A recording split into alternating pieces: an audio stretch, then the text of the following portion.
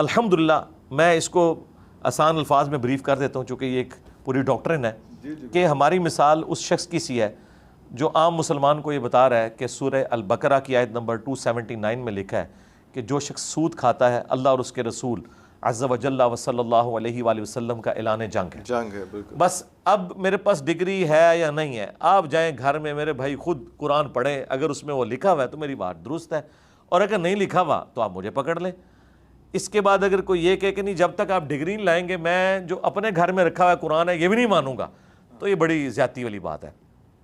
Degree کے بارے میں قرآن میں اللہ تعالیٰ نے فرمایا کنتم خیر امۃ اخرجت للناس تأمرون بالمعروف وتنہون عن المنکر وتؤمنون باللہ. تم بہترین امت ہو جو لوگوں کے نفع کے لیے نکالے گئے، لوگوں کو نیکی کا حکم دیتے ہو اور برائی سے روکتے ہو. اور بخاری میں تو یہاں تک آیا بلغوا عنی ولو آیہ، پہنچا دو میری طرف سے، خواہ تمہیں ایک آیت ہی آتی ہو نا پہنچا دو.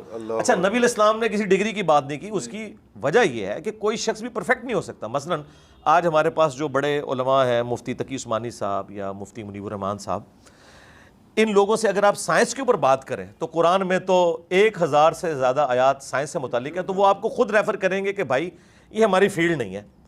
اب میں اس کے لیے کسی جیولوجسٹ کے پاس جاتا ہوں، کسی اسٹرانومی کی فیلڈ کے بندے کے پاس جاتا ہوں، تو اس کی بنیاد میں مفتی کو جاہل نہیں کہہ رہا، اگرچہ اسے نہیں پتا اس کا، لیکن میں یہ کہوں گا کہ اس کی ڈیٹیلز اسے نہیں پتا. کوئی بڑی بات نہیں ہے کہ نہیں پتا، لیکن ایک بات میں آپ کو بتا دوں، قرآن کا جو پرائمری مقصد ہے نا وہ ہے فکر آخرت، نصیحت.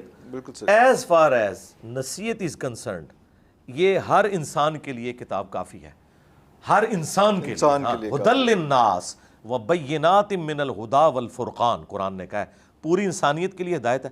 اچھا صحابہ کرام کے پاس کوئی ڈگری نہیں تھی، لکھنا پڑھنا بھی نہیں جانتے تھے، صرف سن کے اپنی زبان میں انہوں نے اس قرآن کے ذریعے لیکن صحبت وہ تھی نا، صحبت تھی. آج بھی وہ صحبت اویلیبل ہے. وہ صحبت اس طرح اویلیبل ہے کہ نبی علیہ السلام دنیا سے چلے گئے، آپ نے حجۃ الوداع کے موقع پہ فرمایا میں اپنے بعد 2 چیزیں چھوڑ کے جا رہا ہوں، قرآن اور میری سنت. اور غدیر خم پہ فرمایا قرآن اور اہل البیت. قرآن کی آپ نے پیروی کرنی ہے، اہل البیت کے ساتھ اس نے سلوک کرنا ہے. آج بھی الحمدللہ ہمیں نبی علیہ السلام کی صحبت اویلیبل ہے، آپ کا وسیع قرآن ہے، سنت ہے، تو صحبت آج بھی اویلیبل ہے الحمدللہ.